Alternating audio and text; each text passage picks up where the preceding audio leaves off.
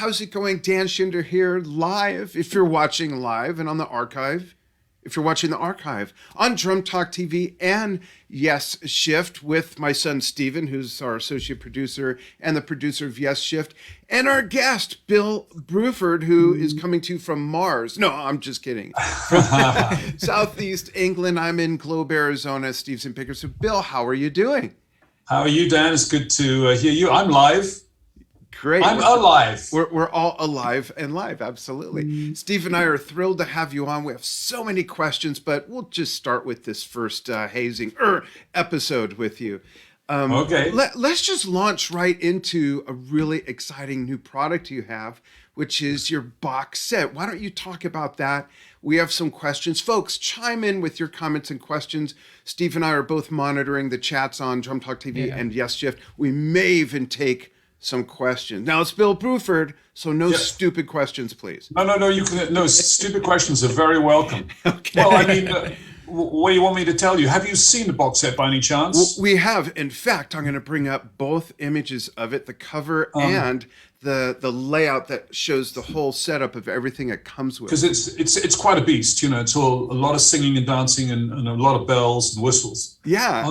On this thing, and it's 6 CDs.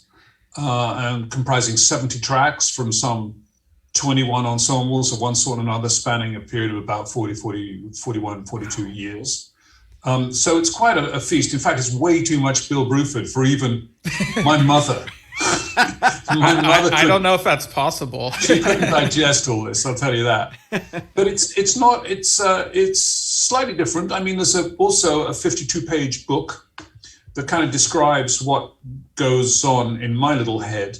I produced this thing, so the hell with it. I can tell the folks what goes on in my head. I love that. And it's not arranged chronologically necessarily. It's more arranged thematically, along the lines of what musicians do, what drummers do, and how they perform. So typically, CDs 1 and 2 are really about performing with others collaboratively. People like Crimson and King Crimson and Yes and so forth. CDs 3 and 4 are performing as a leader with my own band Bruford, Earthworks and so forth. CD 5 is performing for a leader, for leaders, as a session guy, as it were, as a special guest perhaps for people like Al Di Meola or Roy Harper. And the final disc 6 is performing without a leader. Usually in improvised music, where typically there is no leader. So you're performing with others, or with a leader, as a leader, for a leader, and without a leader. So that's how the music is kind of arranged. And there are samples of me in action, your hero in action, in those 4 contexts. Does it come with a liter of beer? Oh, leader. Sorry, just kidding.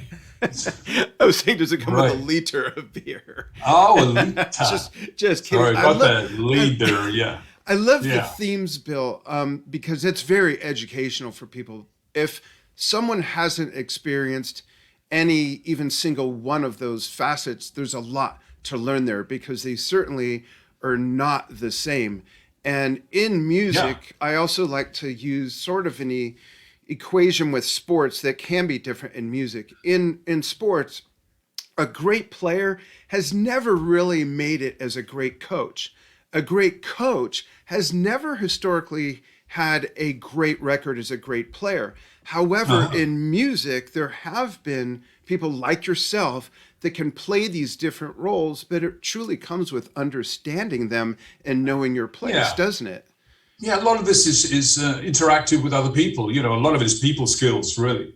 Knowing who's the leader, who's got the power here. Right.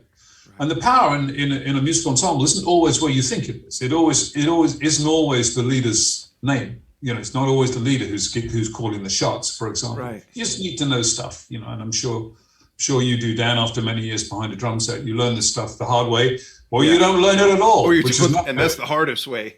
Yeah. Absolutely. Steve has some questions I know he mentioned earlier to me about your box set. Why don't you go ahead with that, Steve?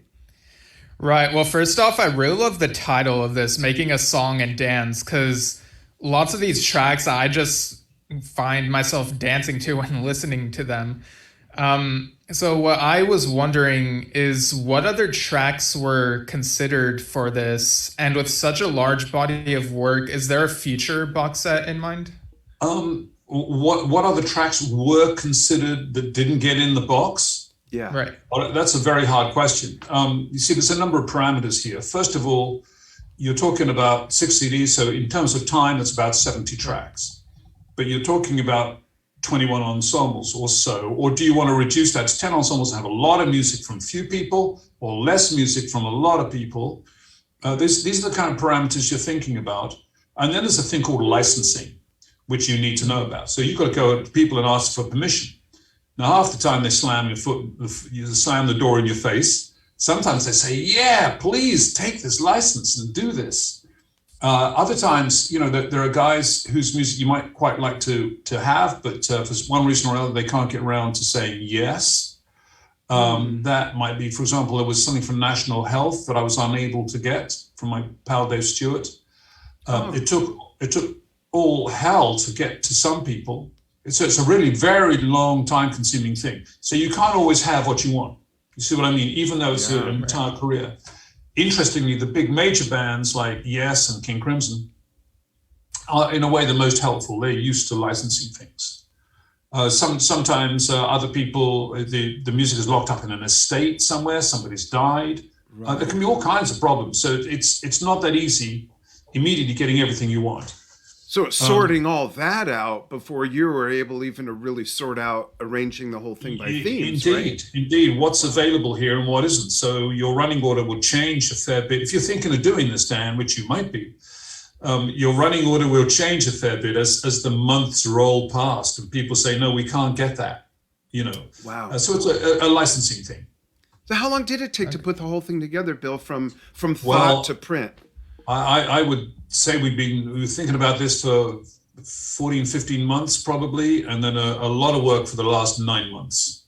Wow. Pretty much. So it's quite a bit, life rolls on, but it's good. And I've had a wonderful record company, BMG. You don't often hear that from musicians, right? That's right. Musicians are always bitching about record companies. I haven't had a record company in a while other than my own 2 labels, which is fine. Right. Except I've got to tell you, when a bigger label, as a kind of major, steps in to help, it can be great. So I've got all kinds of publicists coming out of my ears. That's great. Is that the big is that the big differentiator, Bill? The fact that they stepped in and they wanted to help bring this to fruition and promote it and all those things, distribution and whatnot? Oh yeah, it is. It takes a lot of sweat off my shoulders, a lot of weight off my shoulders, certainly. Great. Yeah. And by the way, folks, the link to purchase it is in the description of this post. So you can go ahead and it's pre-order phase now. Is that correct, Bill? It is, absolutely. It's not out until April 29. Great. But it's available for pre-order now, sure. Awesome. Sure. It's going to be on its way to both Globe, Arizona and Bakersfield after that, which we're really excited about it. Yeah. That title that Stephen liked is really Making a Song and Dance is what I think I'm doing up there on the stage. When I'm doing all this and stuff, I think I'm in my head, I'm making a song and dance. I'm making people sing. I'm making me sing and dance. Yeah. Really. You know what's funny about that, Bill, is that in the song Dance to the Music, by Sly and the Family Stone, the break says, I'm going to add some guitar to make it easy to move your feet. No one dances to anything but the drums. Am I right? Yeah, that's true. I mean, we don't dance to the harmonica or the other harp or the sax or the guitar. Yeah. It's the drum. So you are creating a song and dance. Absolutely. Yeah. Yeah. That's great. Isn't that a great song? Yeah. Speaking of song and dance, Bill, does everybody have rhythm, but not everyone has discovered it yet? Or are people either born with rhythm or without it? What's your take on that? Is it innate? Sure. There's rhythm in everything we do. It's all around us. Right. People are unaware of it, and I would say it's not that they haven't discovered it; they haven't developed it. People have language skills, which they can develop to a very high level. They have rhythmic skills too. They also have singing skills. So don't listen to these people who say I don't sing or I can't sing. everybody can sing, but some sing better than others, and some have training and so forth, and some develop it. Right. So I think you can be taught drums. You can achieve drumming at quite a high level without being particularly musical. But we won't go down and asking for examples of who that might be. But, yeah, that's okay. but you know, you can get quite far on an instrument. I remember Robert Fripp telling me once. Was it him? Maybe not. That he. No, I can't really say. It's to do with learning a language. You know, a bit like some people play a musical instrument, a bit like they're learning French. You know, they're not naturally good at it, but they can be pretty persuasive French speakers without being hugely talented at it. That's an interesting analogy. I've always felt, in fact, I talk about this on a show that we do on Drum Talk TV once a month with a fellow drummer, Jason Gianni. It's called A Tribute to the Tributes. And what we do is we find great tribute bands, and the lesson in featuring them is the fact that partly what makes them great is that they've truly learned the language and the dialect of whomever they're paying tribute to. So an example I use is we can all go into a bar or a pub and hear a band, and they might play a Bad Company song, Aerosmith, AC/DC, Led Zeppelin, Black Sabbath, but it all sounds like that band at the pub. None of it sounds like any of those bands. But when you truly learn, you know, like if you're going to play something by Bill Bruford, you better have your snare cranked down really tight for starters.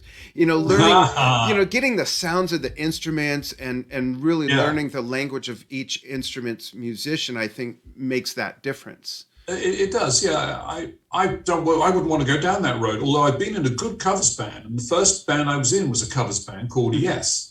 That's right. And Yes did covers, but not in the way that most people consider covers. In other words, we weren't trying to do a replica. Right. We were trying to take the cover further than we would take it further than it existed, and try to develop it and add our own character to yesify it, to crimsonize it, to put your own personality into it. So doing standards and covers is an admirable way for musicians and bands to start. Yeah, and I think that you folks absolutely did stretch them, of course. And I don't just mean figuratively in length, but with your own interpretation. Which made them successful as what they were. Like, what's the point in playing something exactly like someone else if it's going on your own record as your own band? Yeah, indeed.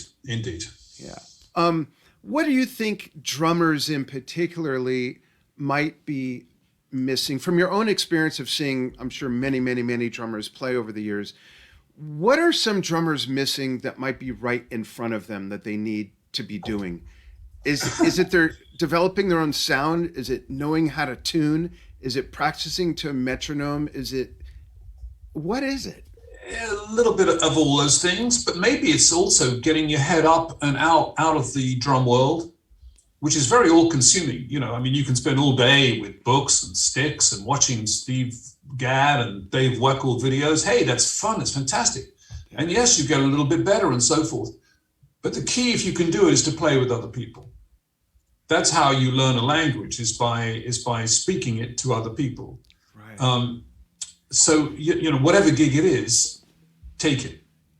And don't worry about how bad it is or how good it is. Just take the gig and don't worry about the music at all. That'll all come later. That's one thing, but I think most people know that. I mean, most people know they should play everything at the earliest possible opportunity to get the hang of how it all works. And one other thing I would say is listen more. The young guys that I know tend to have a very narrow bandwidth for listening, which always surprises me, you know, because I heard all kinds of music when I was a kid, and I didn't think one was better than another necessarily. I may have liked one more than another, but I just thought the whole thing was fantastic.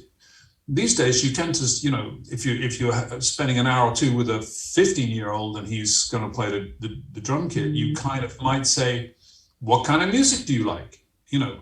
And he'll think for a bit, and this happened to me, and the response was, "Well, I like Limp Bizkit." Now, nothing wrong with that band at all. I'm sure they're terrific, but you need something a bit broader than that. Right. A bit broader than one band. You know, there's whole genres. You need to listen back and forward all at the same time, I think. You know what, Bill? I think part of that challenge is this. Growing up as a little boy, starting to play drums in the 60s in LA, there was a station, I don't even know if it's still there, 93 KHJ. Music was not segregated by genre like it is today. So as a little boy, I put on headphones. I'd played a Sly and the Family Stone, then Led Zeppelin would come on, and then Neil Diamond, and then Yes, and the Rolling Stone. And I didn't know they were different styles of music. I was just playing the music. Now everything, and I believe, is so segregated that if you open that one door, there's maybe only 1 to 3 items behind it rather than the 23 that I had back in the day. And I think that's part of the challenge. I think there's a lot in that. And a young person, if I were instructing, I'm not much of a drum teacher, I don't have the patience. But if I were talking to guys, you know, you need to try to make them aware of that. They have a very narrow bandwidth, despite the fact, isn't it paradoxical, that we have so much music around us. We can listen to anything, anytime, from anywhere, any place. Yeah. And still, beginners tend to narrow that down to something they can recognize as Limp Bizkit. Yeah, point well taken. Speaking of genres, one of the things that really whacked me in the face in your lovely book, by the way, folks, Bill wrote his own autobiography. Yeah. Get a load of that. And I've sold 2 copies.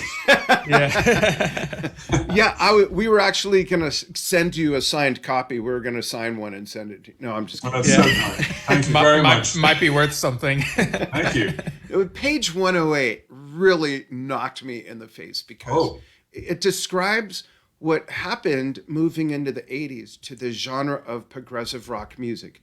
And right during the time, and folks will check comments in a moment, right during that time, I was in a progressive rock band in LA. We were playing all up and down the Sunset Strip, played pretty much every venue. But think about this, we were a prog rock band playing with bands like Motley Crue, Rat, Great White, all of those bands. And we were prog rock, and we were so into our own thing. We refused to conform. We were having fun. We thought we had principles. We were having fun, but quite honestly, we missed the record deal boat because the prog rock, especially in the US at that time, not so much in the Netherlands and different parts of Europe and whatnot, it was just literally evaporating. And I saw my aspirations evaporate, and I got out of the band and moved into more doing session work and producing music for commercials, and it just went away. So that page just really describes that whole 2-year period of my life, like in a nutshell. It felt like that, yeah. And it's difficult for musicians. Sometimes the wind is in your favor, you know. Right. And sometimes it isn't. I often say that one of the smartest things I ever did was get born in 1949. Yeah. Which is a great year. Why? Because that put me at about 18 in 1968, 69, around that 18, 19, that kind of era. And that was a burning time in Europe, certainly, with literally with riots everywhere. And Paris students were sitting down, sitting in other people's offices. There was all kinds of things going on in 68. Oh, yeah. And the war and the racial tension and the political. Yeah, let alone different things were happening in Europe, but the whole place was alive, you know. Yeah. And then in the middle of all that was Coltrane and Hendrix and the rest of it. And then you couldn't really go wrong. You know, so I hit the ground running fast, really. You know, from psychedelia and the British blues boom to Yes, and then on we went. And no, there wasn't any policeman around saying you can't do that. There was no record company saying you've got to do this. Right. We just started playing, and off we went. It was great. And one of the things that astonished me in the books, in fact, Steve and I haven't talked about this. I'm curious on his take, but I was really blown away when I read that in Yes, in the beginning years, you folks were raking an amazing 25-pound a week, and then graduating to 50 pounds a week, getting some other things taken care of. In that period, did you ever imagine that later in your 20s and into your 30s and into your 40s, you'd have such a growing and flourishing career? Did you, like, at what point did you see the light at the end of the tunnel that wasn't an oncoming train and it looked like, oh, yeah, this is really going to pan out?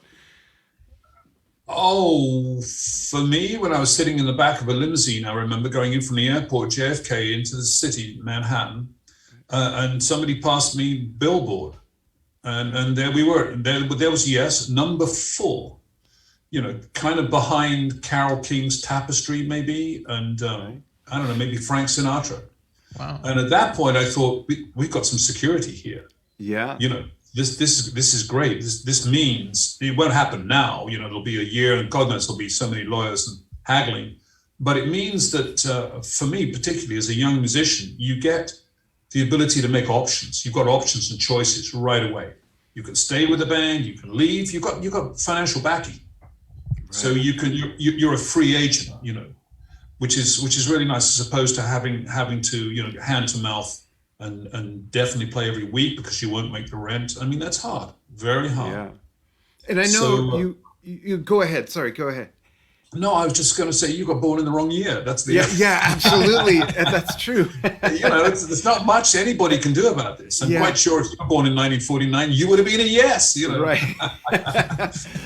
Oh, that I do think often. What an amazing time to have played that music. But what also hit home with me and my wife, who's a professional artist, is the lesson you give in describing the difference between fame and success. And while I know you wanted to make a living in those early days, you did earn what you perceived as success, being able to play what you want, with whom you wanted to, when you wanted to. And a lot of people just kind of didn't get that was your goal and what that goal meant. But it means a lot. You achieved that. Yeah, it's everything as a true artist, who doesn't want to conform and just mail it in or do what they're told, So, given what you just said, that I was one of these few individuals who I've met, really, who's lucky enough to be able to do that, play what you want, where you want, with whom you want, and so forth. I have no one to blame, which is a great shame. I can't even blame the record company. If what I play is what I play, I kind of like it. If you do too, that's terrific. If not, I can't do anything else about it. And I certainly can't blame anyone, which is nice. Right. I'm going to hand it over to Steve while I check some comments over here. I'm not watching the Flintstones, folks. I'm watching our show here and checking the comments, okay? Good luck, Steve. Yeah. Yeah. And I quite like the tracking order on the box set, how it's such a stark contrast going from And You and I to The Great Deceiver. Just really illustrates how different Yes and King Crimson are from each other. Yes, I thought I'd make that point right there. Yeah. yeah, they were different, sure. Right, yeah. And, when I was a kid, it's funny, we were having this discussion of, being, honing in on just one thing. Like, my dad would only play progressive rock, but as a kid, I only wanted to listen to Yes, and it wasn't until middle school that I thought, hey, you know what, I'll listen to all these other bands that these guys have been in, and it's just like, I've been missing out. We're talking from out of the womb until middle school, even when I got to the point where, okay, I think the boy's ready to hear some Jethro Tull and some Beatles, and he wanted nothing to do with it. It was just yes, and more yes. Wow. Okay. Yeah, but I've broadened my horizons, and it had been a while since the last time I listened to King Crimson and Earthworks, but listening again recently, it's just such a great breadth of work that you've done over the decades. Yeah, it's quite a stretch from the last couple of improvised tracks on the album, from that through the first beginning 2 tracks, which are Yes. It's quite a stretch, and most people think drummers don't want to do that or can't do that or something. I love it all. I just think it's great. I'd love to improvise with guys, and the last 2 tracks I'm referring to are just piano and drums. with a Dutch Gotcha. pianist called Michael Borslaap, live, okay. right there in a club somewhere. You probably hear some teacups tinkling away or some glasses tinkling away in the back. And I'm all for that. I grew up with music like that. Yeah. So I grew up as a jazz guy, really. Yeah. But jazz guys open to suggestions. Right. So, we listened to the Beatles and we listened to the Rolling Stones, but and we thought they're quite good. Not bad, but not quite as interesting as Art Blakey and Elvin Jones and Max Roach. The interesting thing about that is regarding your body of work, you've not done a lot of the same thing, yet it all sounds like Bill Bruford, which I love. You've been able to take your sound and encapsulate it, yet make it work for so many different genres, but also different types of music, songs within that same genre. Yeah. And that's really interesting to me. And I don't think anyone sounds like you. There's so many drummers that you can hear some influences of this and that, even in the way their drums are tuned or produced or something, but you have a very unique sound. And I remember looking back years ago, first discovering on your website, years and years ago, where you had a diagram of every drum set from every project, pretty much. Do you remember that, Bill? I do. It's still there. It's still there on the site. I didn't do it. A lovely guy from Argentina, I think, did it. I love that. Yeah, it's quite fun. Yeah. Even from the 4-piece setup to the setup with all the Simmons that were on the wall. I still have my 1983 Simmons, by the way. All right. The Simmons, all those things. It still sounds like you and has your sound, but yet you were able to play from, like you said, from Roy Harper to, all these other things you've done that are so different from each other, which is great. I think also part of what frames your identity is your sound, of course, but where you play the notes and where you put the notes. So I was never always a very good backbeat guy. I was always looking for some other place to put the note, maybe. Mm-hmm. So people often say, if the drumming was at all kinky, they'd say, oh, that must be Bill Bruford. They would say, that must be Bill Bruford.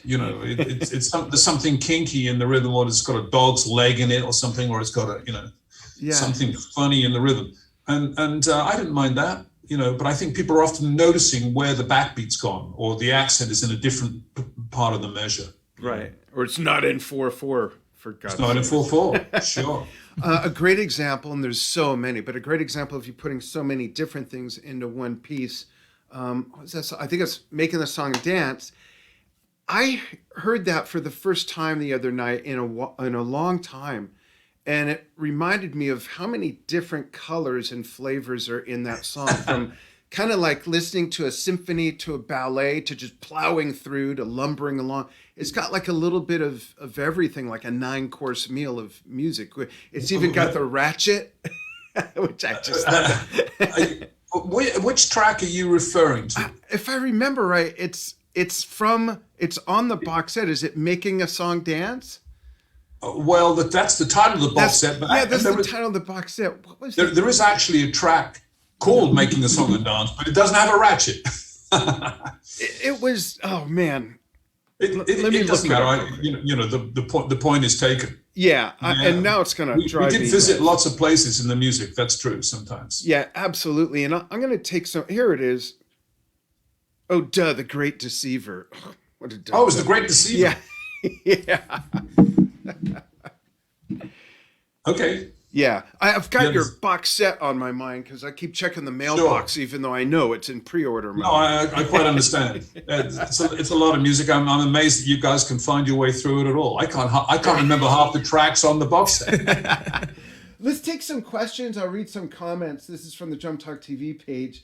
Tim Rohn. Hey, Tim slates Art Blakey as that same type of influence. Oh, he's asking you, Bill, will you have signed autobiographies? If so, how can I get one to go with my signed drumhead from GRD?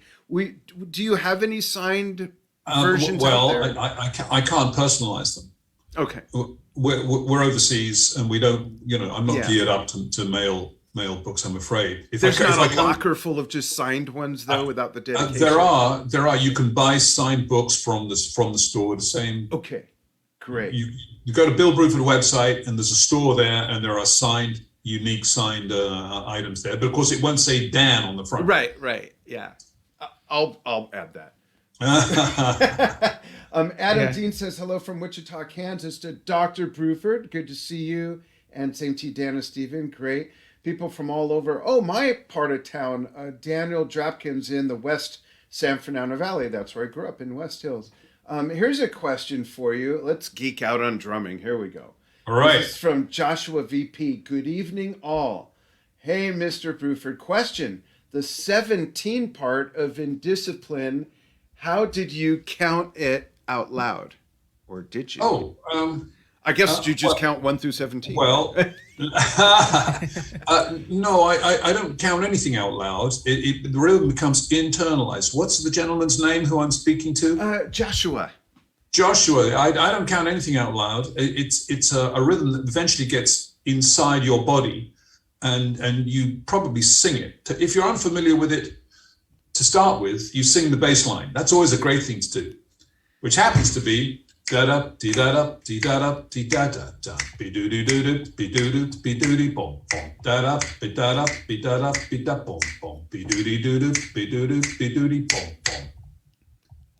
Start again. That was 17 quarter notes. So it's a tune. It's a melody singing in my head. You know, I go to sleep singing that stuff. Like, I hate it. Now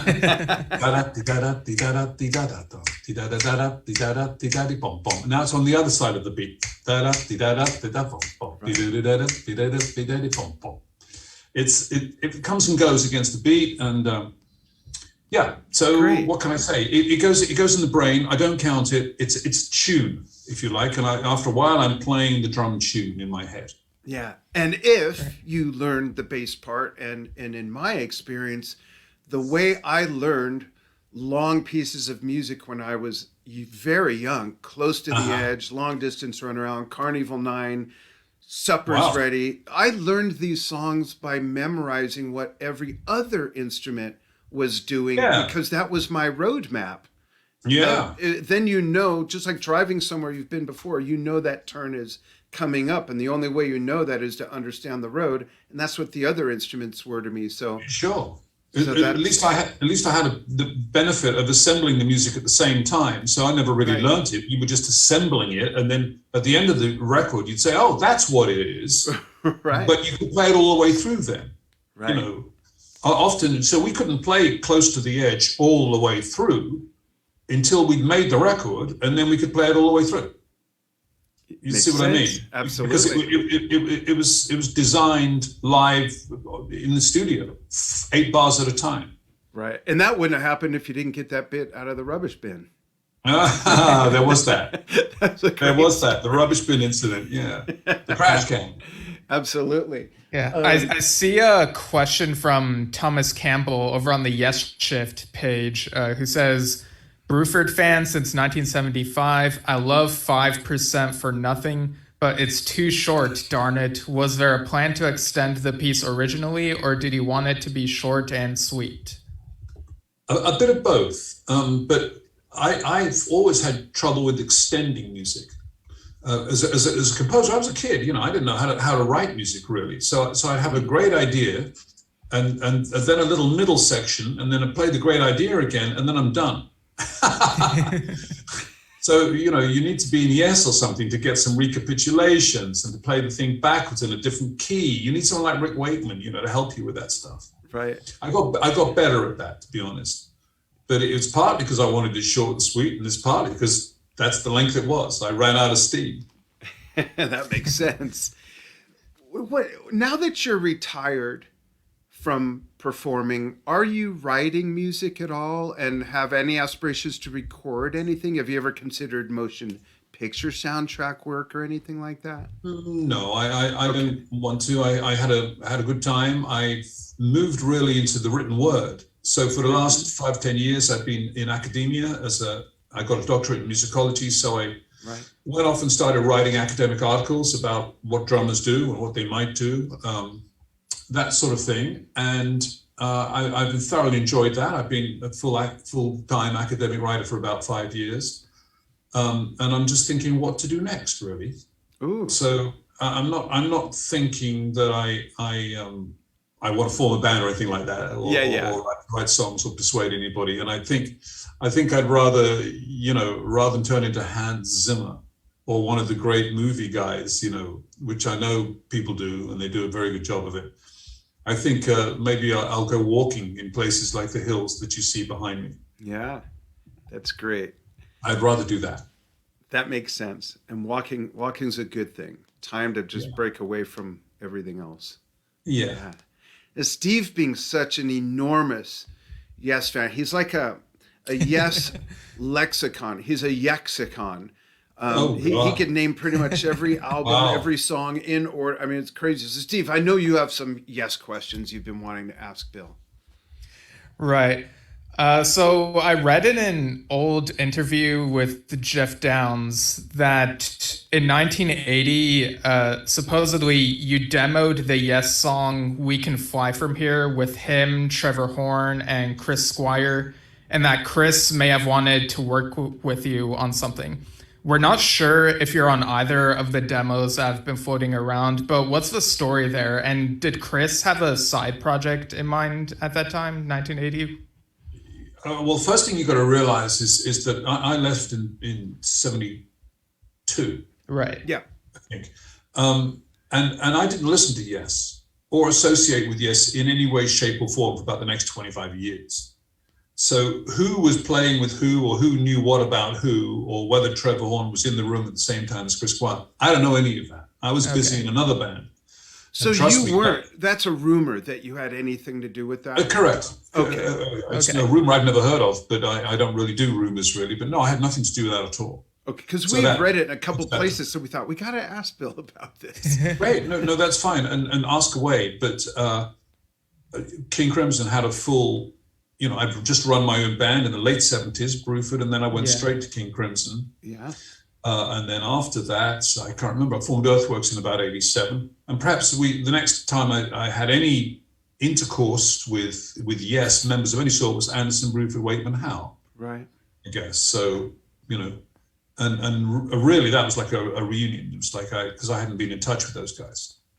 Speaking of that, Bill, what was different, if anything, about the creative and production process when you first got with ABWH versus that basically same lineup when you left in the Close to the Edge year, other than, I'm presuming, whoever was involved was on time. Other than that, what were the biggest differences? I know technology had advanced, but... The one huge difference, which is what basically I thought I slightly got the wrong end of the handle. I thought it was going to be a John Anderson solo record. Right. Because John had said, come and play on this record. I said, great, assuming it to be a John record. And he'd done a lot of demos, which were going to be blown up, augmented in the studio. Mm-hmm. And we went off to Montserrat to do that. But on the plane, I realized there were lots of other people, and this was rapidly turning into a band because everybody liked the way this was shaping up. Yeah. So the key thing is that the music was already formed. So we weren't starting Close to the Edge on day one, thinking, well, I've got a bit of a tune and you've got a bass line and he's got a drum part, that whole thing.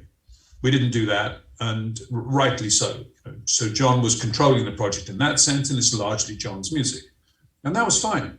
But then it all went pear-shaped after that. It was horrible after that. Let's stick with the fun stuff. Yeah. What was it like playing Close to the Edge live finally, because you had left before the Close to the Edge tour? What was that like for you? Well, I loved the piece of music, and it was great because I'd never played it live. Yeah. And I loved it. I loved it. I still love it today. There's nothing wrong with Close to the Edge. It's great. It's always held up very well, I think. Yeah.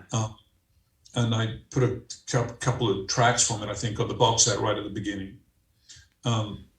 Yeah, I loved it. No problem with it at all. It's great. Awesome. Another music geek question. I'm quoting Adam Dean. He says, on the track Starless and Bible Black, The live Yeah. Amsterdam improv, you're creating a strange effect on your glockenspiel in the beginning. It almost sounds like you're swiping the mallets. It just moved. Swiping the mallets up and down the bars, but I don't think that's what you're doing. How did you create that sound? Do you recall what he's referring to, Bill? This is hard. This is really hard. Started some Bible Black in Amsterdam. Glockenspiel, maybe Yeah. sounds like that's what he's referring to. I'm sorry. I really am. The sound is not coming to my ears. Okay. You know, if No somebody worries. could play me the audio, I'll tell you what it is. But right now, I'm not hearing a sound that meets that description. Okay. Sorry. No worries. Adam, maybe you could put the link to that in your reply to your own comment. And later, when we send this to Bill, he'll listen to it, maybe type an answer. How about that? Yeah. Let's see. I saw another one. This is a question we were going to ask, but we'll let our fan and your fan, Tim Rohn, ask this. A typical question. What are some of your favorite Yes King Crimson Earthwork songs to play that you looked forward to playing the most? What are some of your favorites? Oh, most of them are on the box set. Yeah, I would think so. You know, I don't really do favorites very well. I know that's a terrible answer for all kind of. This is why I never get invited on chat shows. No, I think it means you really I don't really have enjoy it favorites. all. I love it all. Yeah. I love it all for different reasons. You know, Right. Yeah. it depends very much on what other people are doing. Mm-hmm. You know, people can do heartbreaking things. You know, I mean, there's a Roy Harper song called "Hallucinating Light" on the album. And when he sings that, I can fall apart behind him. I just think it's so strong and so emotional. I don't think I'm doing anything. I may even be not playing. It's so simple, whatever it is that I'm doing. But what I do is enabling him to be what it is that he wants to be. And it's spine-chillingly great. What a concept for a drummer, by the way. So I like all the music, otherwise I wouldn't be there. And no matter how simple or complex the music might be, it can always be played better than you played it the night before.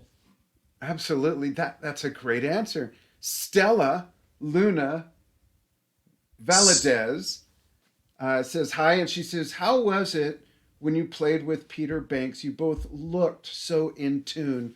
Love it all. Many exclamation points as well.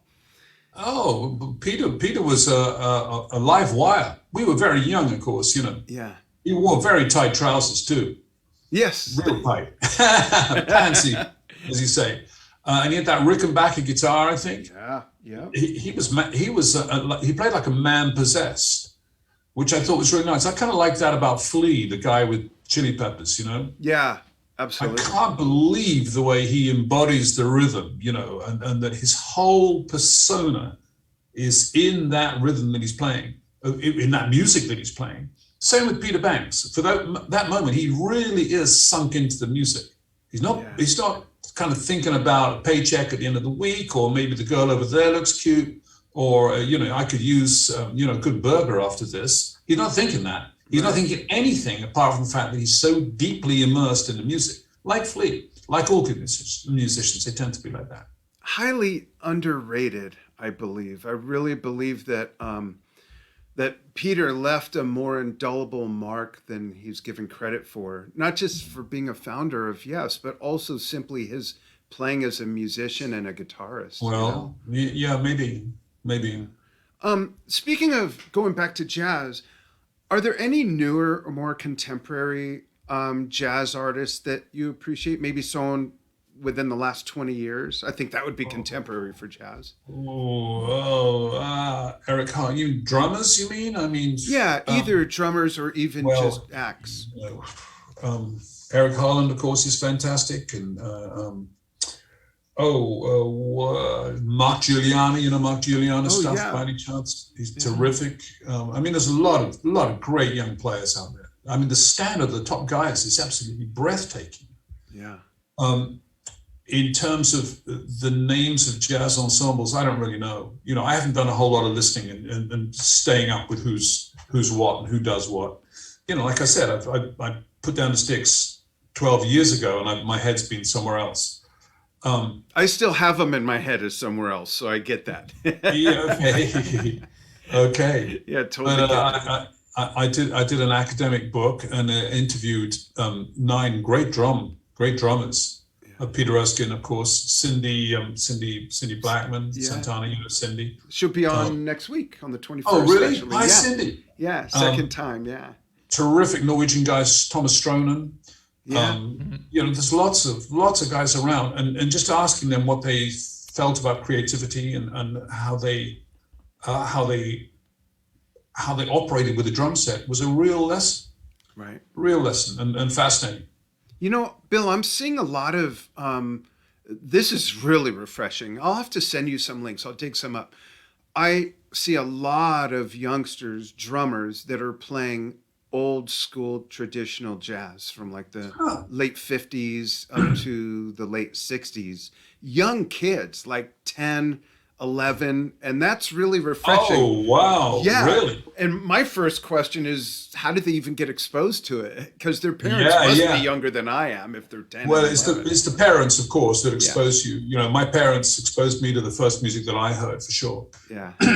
They were kind of great ballroom dancers, and they would literally roll up the rug, and at the end of an evening's dinner and dance together. And I was the DJ, playing stuff that they like to hear. But yeah, how kids, get to hear, Miles and stuff. You mean they're playing that at the age of 11? Yeah. They're playing 7 Steps to Heaven at the age of 11? Pretty much. Yeah.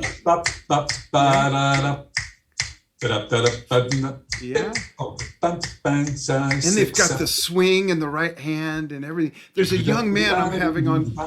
Yeah. Tomorrow, Dominic McNabb, I think he's 14 now. He'll be on for the second time. He's in South Africa.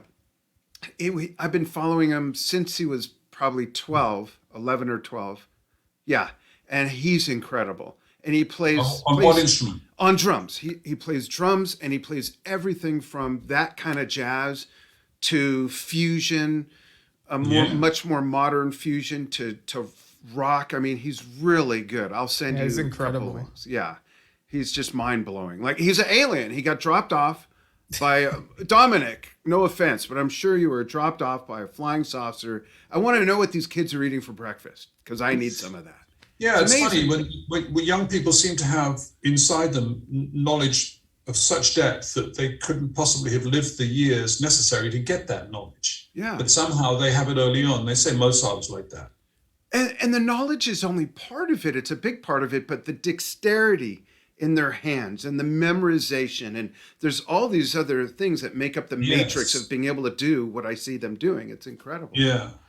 Yeah, it's really something, isn't it? Yeah. It's mind-blowing.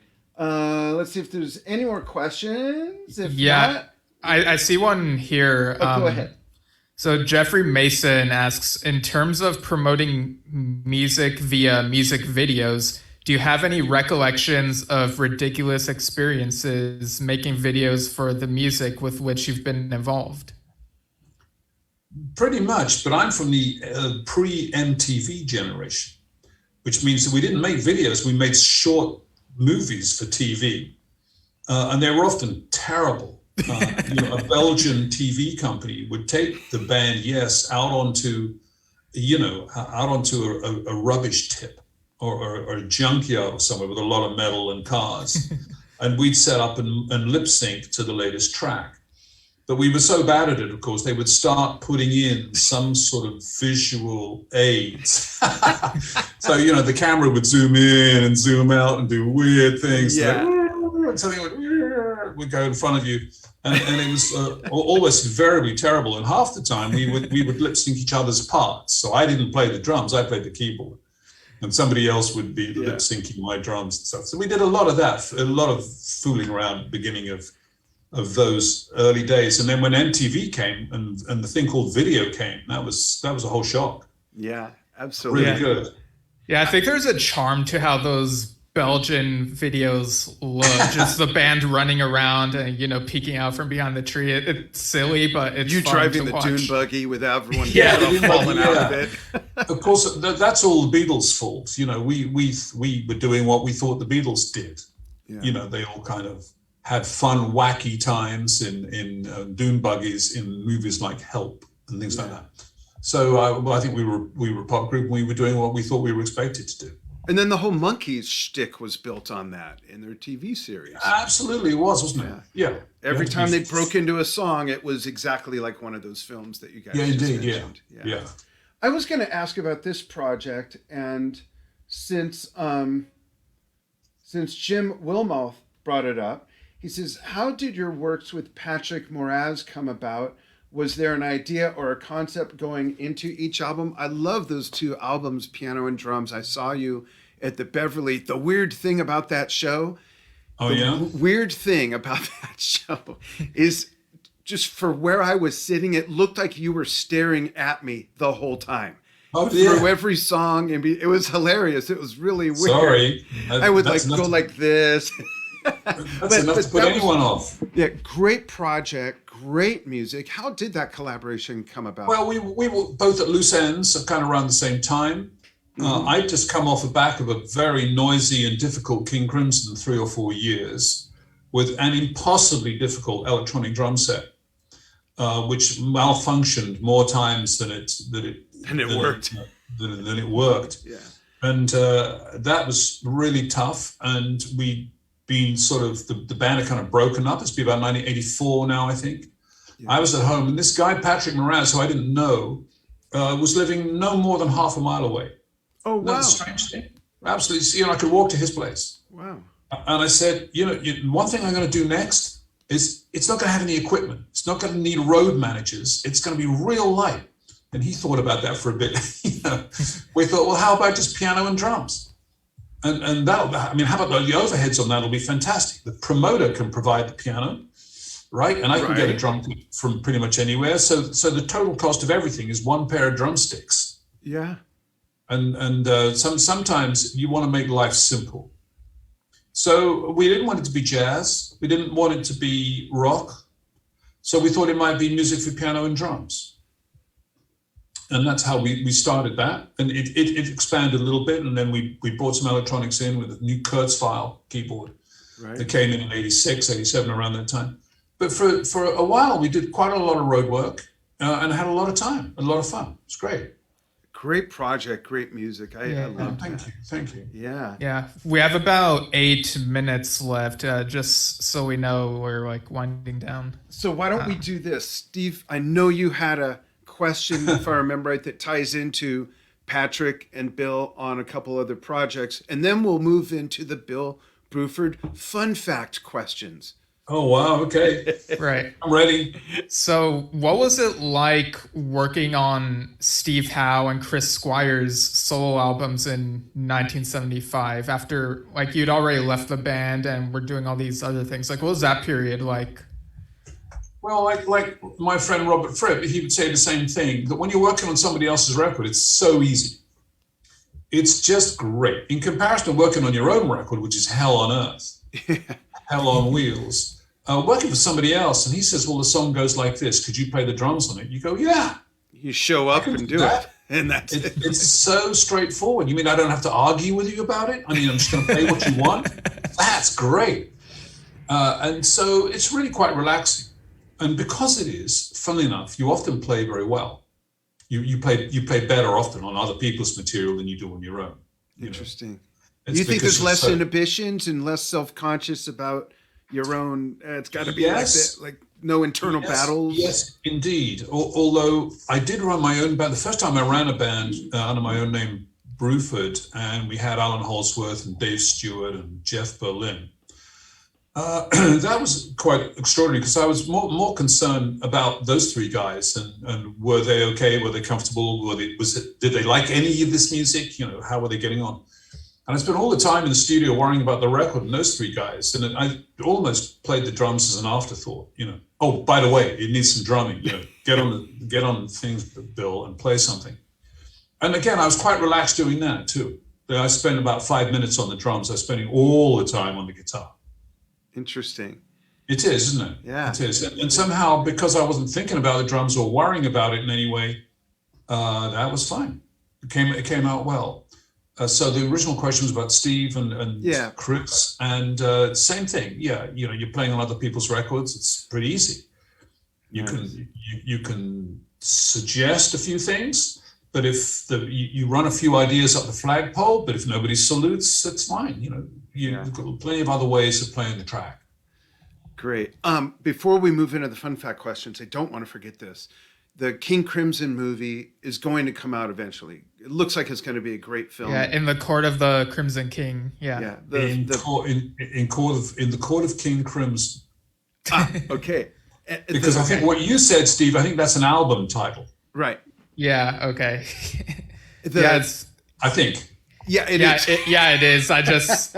I'm so used to reading it that way that I didn't realize the documentary was titled this different way, which makes sense. And now I really appreciate the wordplay of the documentary now. That just blows my mind.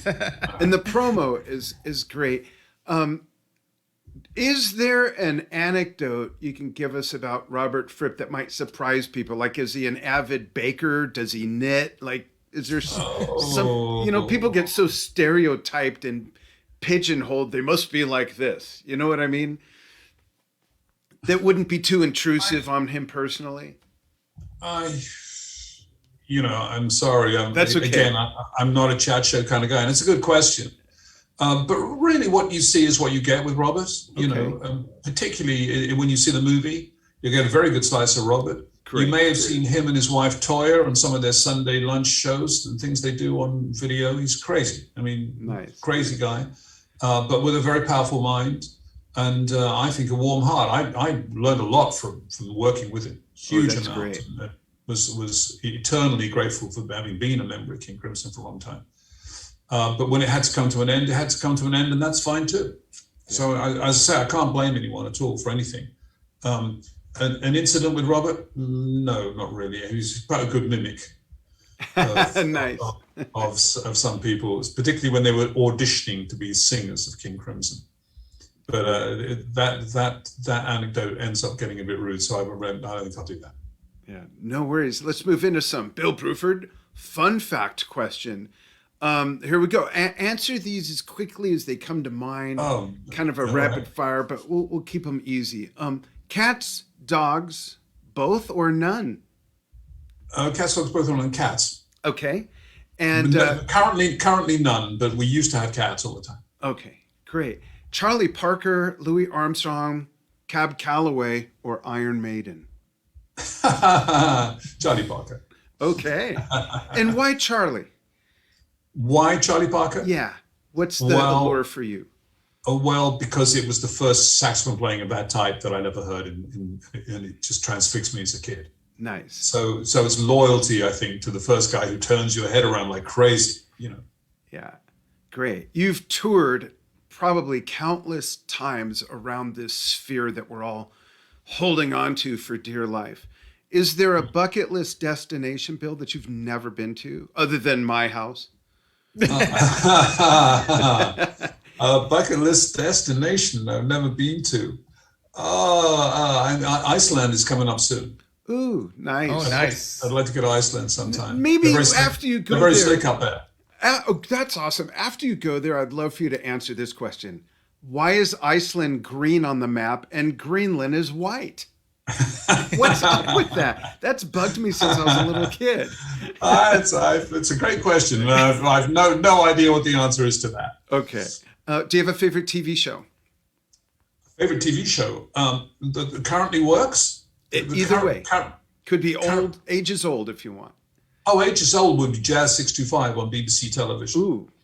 Which was, you don't know anything about, but it was prime time, black and white, live, very live jazz, where I heard all the jazz that I needed to hear by the age of 11 through 13. Saturday nights at 625 primetime TV, and it would be Art Blakey, followed by, Freddie Hubbard, followed by, all the guys. Your YouTube of the day, right? YouTube of the day, very, very live. 2 or 3 mics on stage at the most. And for some reason, and in those days, they had BBC balance engineers. You don't even know what a balance engineer is, but he just put in mics where he thought they would best pick up the sound. And they were very good at it, So the drums weren't too loud and the piano wasn't too quiet and the bass was just right. Interesting. And everyone on the bandstand wore a suit and tie, right? Pretty much. Everybody wore a suit and tie pretty much in those days. Yeah, sure. Awesome. It was very exciting. Great. How about a favorite movie? Favorite movie? You didn't say you'd do this to me. That's what makes it spontaneous. There's no wrong answers, just so you know. Master and Commander. Actually, that's a wrong. No, I'm kidding.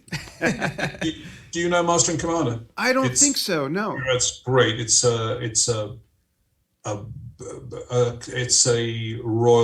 British Royal Navy story of the 18th century Nelsonic Navy, with Russell Crowe as the hero captain of the ship. I want to watch and this that. ship goes to hell and back. It's a very, very well made piece. Unfortunately, there's almost no female interest, so they were unable to make a second one.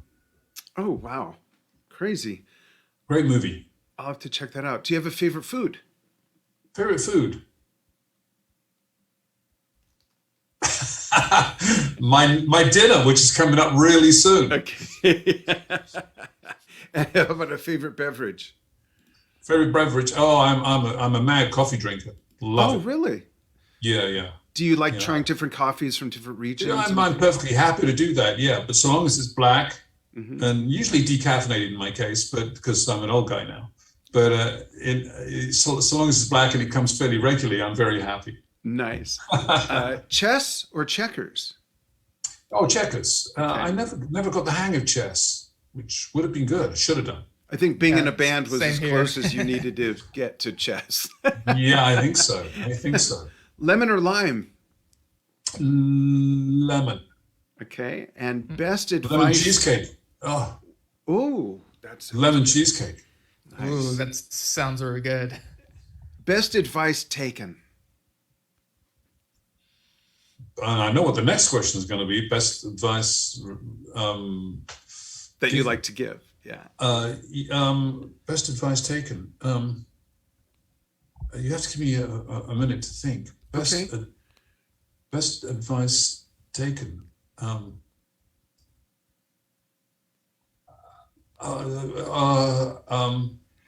Is remember that you don't.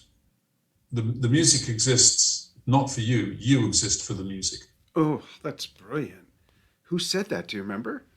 Yeah, the other percussionist in King Crimson. Oh, that's right. Yeah. I think it's in the book. Yes. He was stripping me down bad. Yeah. And just suddenly occurred to me, of course I've been using the music to put Little Bill Bruford in. Oh no. That's all wrong. Right. Works the other way around. The music is the thing.